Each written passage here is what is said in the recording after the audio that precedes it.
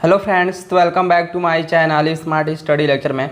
चलिए फ्रेंड्स, आज के इस नए वीडियो में मैं आपको क्लास 12th हिंदी 2024 बोर्ड के लिए सबसे महत्वपूर्ण जो आपका टॉपिक है वो आपका हिंदी व्याकरण में है फ्रेंड्स कि रस, छंद और अलंकार। और इस टॉपिक से आपके बोर्ड एग्जाम में आपके 6 नंबर का क्वेश्चन पूछा जाता है। तो चलिए फ्रेंड्स, आज के इस वीडियो में मैं आपको रस, छंद और अलंकार पूरे परिभाषा के साथ और उसका स्पष्टीकरण भी कराने वाला हूं। तो यदि फ्रेंड्स आप हमारे चैनल पर नए हो, चैनल को जरूर सब्सक्राइब कर लीजिएगा।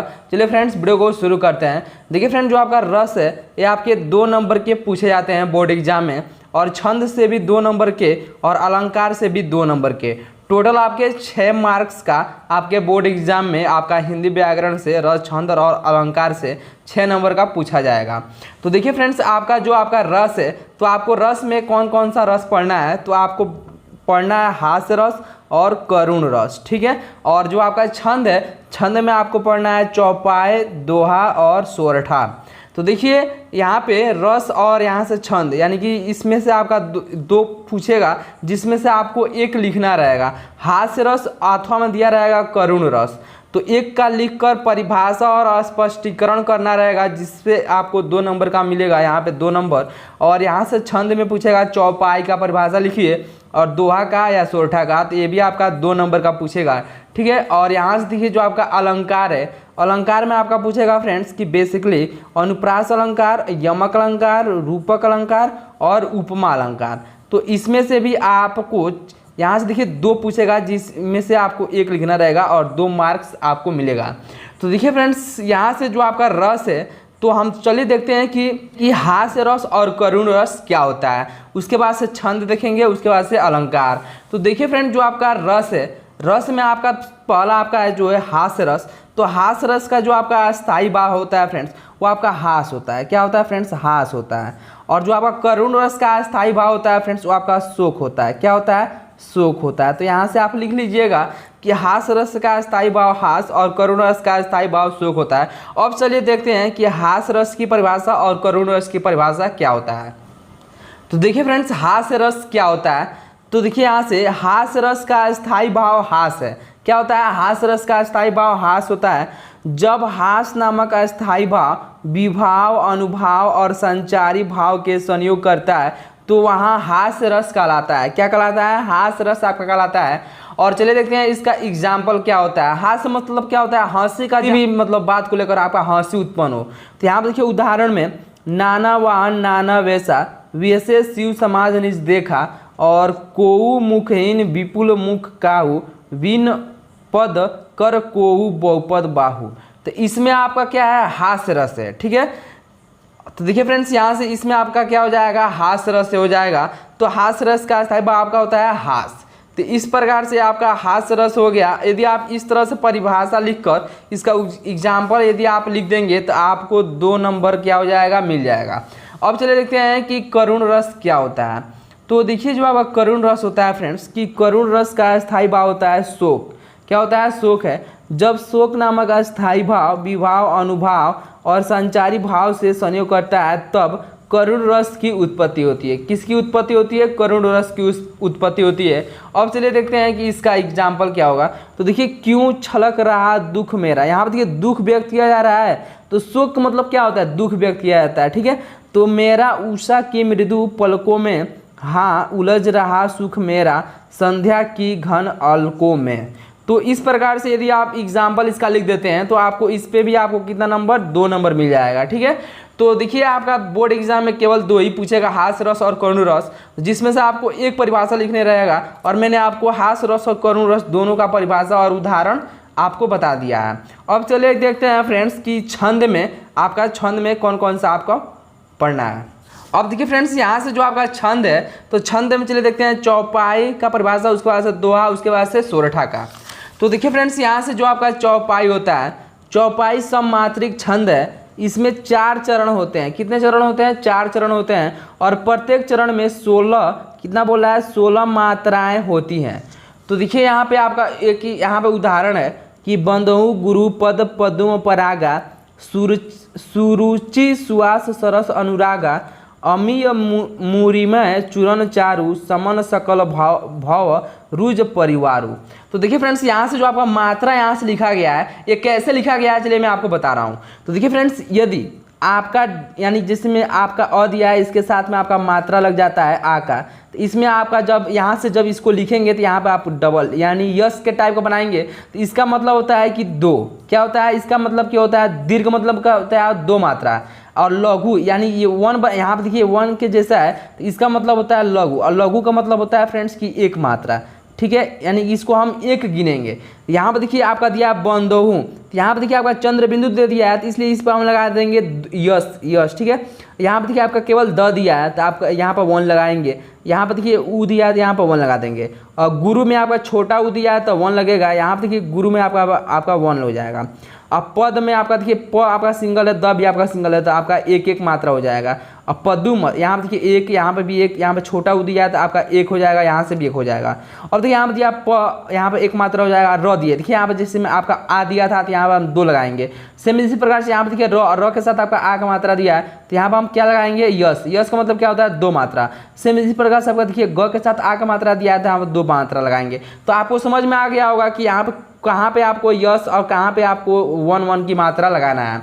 तो देखिए फ्रेंड्स, यहाँ पे आपका बोल रहा है कि चौपाई में क्या बोल रहा है कि चौपाई सममात्रिक छंद है, इसमें 4 चरण होते हैं और प्रत्येक चरण में 16 यानी कि 16 मात्राएं होती हैं। ठीक है, तो यहाँ पर चलिए देख लेते हैं। यहाँ पर देखिए 2 2 4 2 6 2 8 2 10 2 12 2 14 2 16, यानी कि जो आपका पहला पद है इसमें भी आपका 16 मात्रा है। सेम इसी प्रकार दूसरे पद में भी आपका 16 मात्रा होगा, और यहाँ से जो आपका तीसरा पद दिया है इसमें भी 16 मात्रा होगा। चौथे में भी आपका यहाँ पर चौथा जो आपका यहाँ पर पद दिया है इसमें भी आपका 16 मात्रा होगा।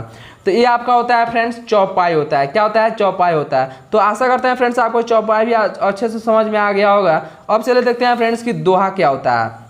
तो देखिए फ्रेंड्स, दोहा क्या होता है कि दोहा अर्ध सममात्रिक छंद है। क्या है, एक आपका अर्ध सममात्रिक छंद है।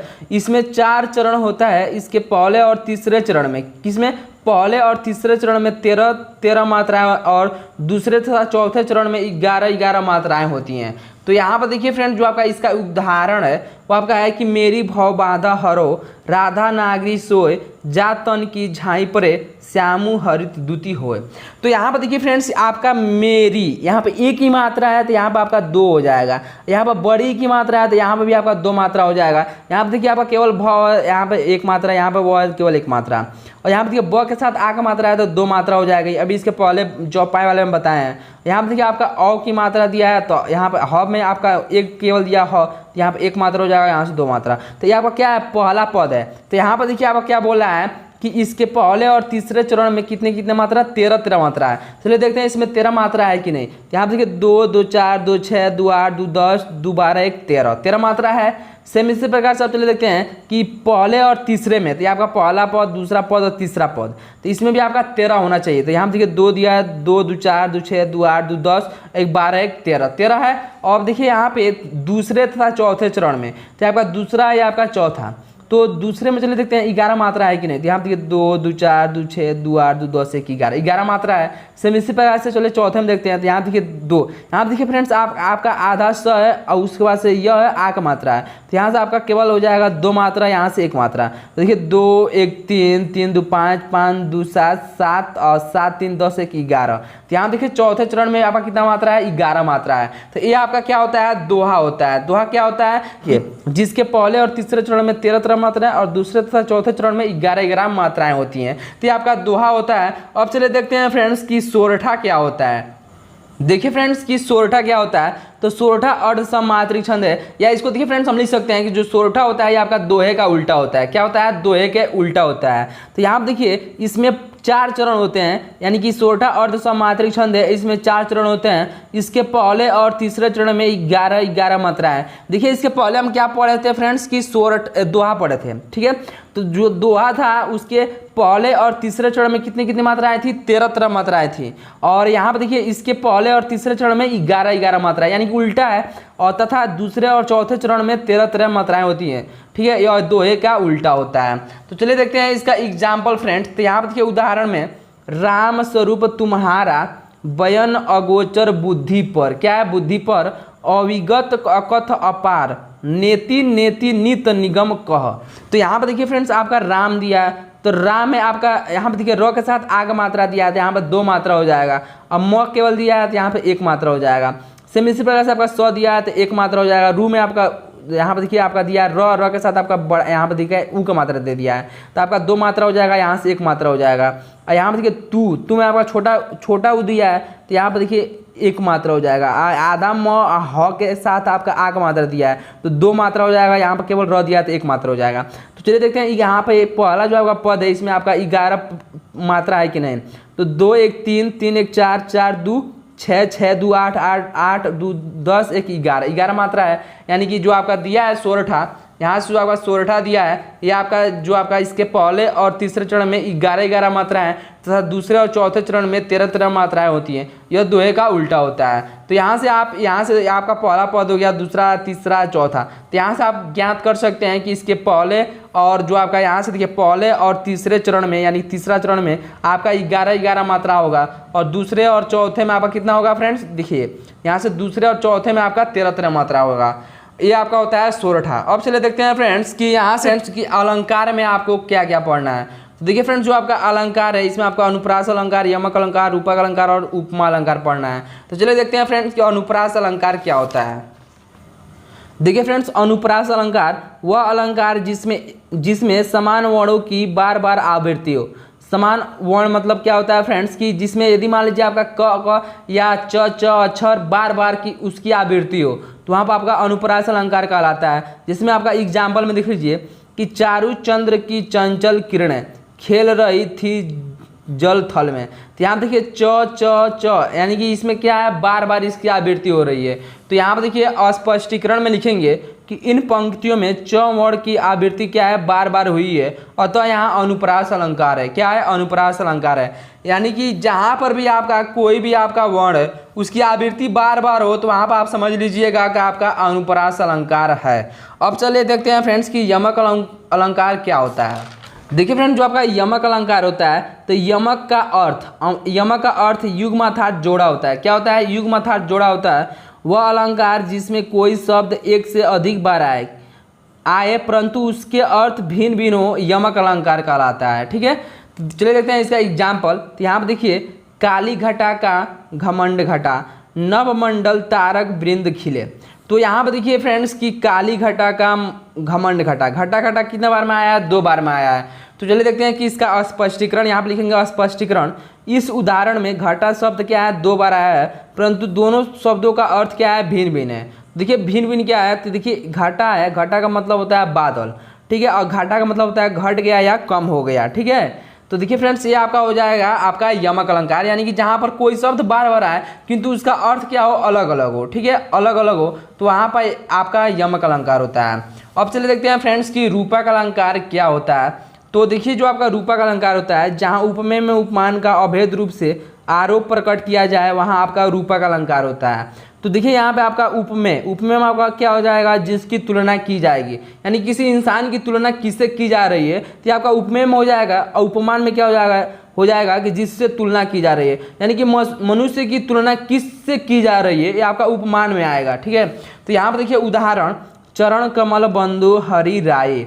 तो स्पष्टीकरण में देखिए आपका उपमेय में क्या हो जाएगा, चरण, यानी कि जो आपका चरण है, चरण की तुलना किसे, कमल से की जा रही है। चरण कमल बंधु हरि राय, यानी कि कमल के समान बंधु हरि राय। उपमेय मतलब क्या हो जाएगा, आपका चरण हो जाएगा। उपमान यानी कि कमल, उपमान मतलब क्या होगा, जिससे की तुलना की जा रही है। तो चरण की तुलना किससे की जा रही है, कमल से की जा रही है। तो आपका क्या हो जाएगा, कमल क्या हो जाएगा, उपमान हो जाएगा, और उपमेय क्या हो जाएगा, चरण हो जाएगा, यानी कि जिसकी तुलना की जा रही है, यानी कि चरण की तुलना की जा रही है कमल से। अब चलिए देखते हैं कि उपमा अलंकार क्या होता है। देखिए फ्रेंड्स आपका उपमा अलंकार क्या होता है कि जब किन्हीं 2 वस्तुओं के गुण, आकृति, स्वभाव आदि में समानता दिखाई जाए या 2 भिन्न वस्तुओं की तुलना की जाए वहाँ आपका उपमा अलंकार होता है। क्या होता है, उपमा अलंकार होता है। तो चलिए देखते हैं इसका उदाहरण कि हरिपद कोमल कमल से, हरिपद कोमल कमल से। तो यहाँ पर देखिए स्पष्टीकरण, इसका स्पष्टीकरण जब करेंगे तो उपमेय में आपका हो जाएगा हरिपद, क्या हो जाएगा, हरि का पद, कोमल यानी कि उपमान में आपका क्या हो जाएगा, कोमल हो जाएगा, और साधारण धर्म में आपका हो जाएगा कोमल। और यहाँ पर देखिए वाचक शब्द यानी कि किससे, यानी कि कमल से, से आपका क्या हो जाएगा, वाचक शब्द हो जाएगा। तो आपको स्पष्टीकरण में आपको इतना लिखना पड़ेगा, तभी जाके आपको 2 नंबर मिलेंगे। तो यहाँ पर देखिए फ्रेंड्स, आज के इस वीडियो में मैंने आपको क्लास 12th हिंदी के सबसे महत्वपूर्ण जो आपका टॉपिक है रस, छंद और अलंकार, तो मैंने आपको इस वीडियो में मैंने आपको बता दिया है। तो यदि फ्रेंड्स वीडियो आपको अच्छा लगा हो तो चैनल को जरूर सब्सक्राइब कर लीजिएगा। चलिए मिलते हैं ऐसे ही और नए वीडियो में, तब तक के लिए धन्यवाद।